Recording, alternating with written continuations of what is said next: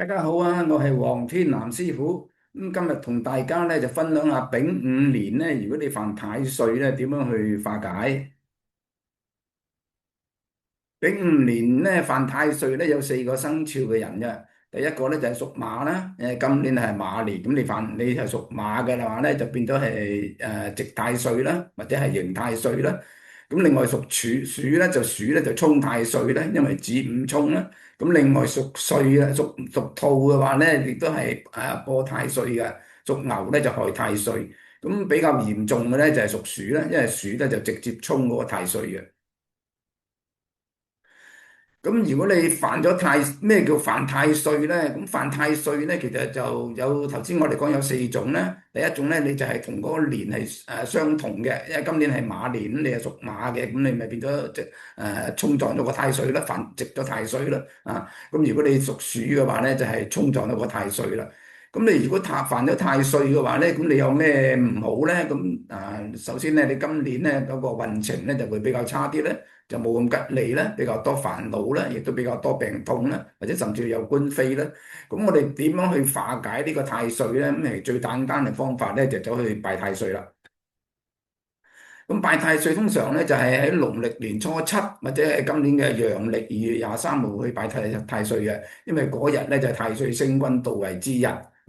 咁如果你拜咗太歲嘅話咧，你就如果想攞咗啲太歲符翻屋企嘅話咧，咁你記得咧要年底嘅時候咧，咁你就要係謝太歲嘅。喺年底大約係農曆12月26號啦，咁你就係謝天咧就拜祭呢個天公咧嘅時候咧就走去謝太歲。謝太歲嗰時候咧，你就要用呢個清水啊、鮮花啊、瀉果啊咁嚟謝太歲啦，就謝呢個太歲星君呢一年嚟嘅庇蔭啦。咁你跟住將呢個太歲符撕咗落嚟咧，咁你就合埋啲金紙咧，就焚燒送翻去上天庭嘅。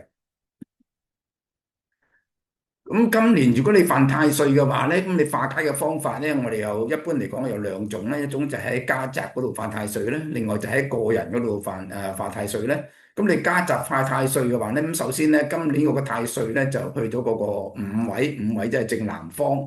咁你記住咧，就喺正南方嗰度咧就唔好擺一啲馬嘅飾物喺度嘅嚇。如果唔係咧，就係使到嗰隻太歲咧就個凶性係更加強嘅。咁如果你想化太歲嘅話咧，其實咧你就喺家宅嗰度咧就可以擺一啲嘅羊咧，擺隻羊咧就喺正南方，即係五嗰個位嗰度咧就可以化咗個太歲去嘅。因為點解咧？因為馬咧就同呢個羊咧就地支六合啊，即係我哋話五味合啊，咁啊合咗個太歲，咁就可以就係減輕咗個太歲嗰個凶性嘅。咁你如果想認真啲做嘅話咧，咁我哋亦都可以喺家宅一個嘅寅午戌呢三個位嗰度咧，就係放置啲唔同嘅飾物。咁咧就因為寅午戌呢三合局嚟嘅，咁就合咗嗰個太歲。咁樣就實際做點做咧？我哋就話喺東北偏東嗰個寅嗰個位嗰度咧，你就擺隻老虎啊，跟住咧就係喺嗰個西北偏西嗰個戌嗰個位度咧擺隻狗。咁跟住咧，頭先講咧就係喺正南方嗰度咧擺隻羊，咁咧就構成咗嗰個寅午戌嗰個三合局咧，咁就合住咗嗰隻馬嘅咁就變咗個馬咧就嗰個作惡嘅能力就會比較低啦咁你至於如果你個人要犯太歲嘅話咧，咁其實亦都相當簡單嘅，咁就係咧你隨身咧就帶住啲羊嘅呢個飾物或者羊嘅吊墜或者甚至啲羊嘅卡片咁都得嘅。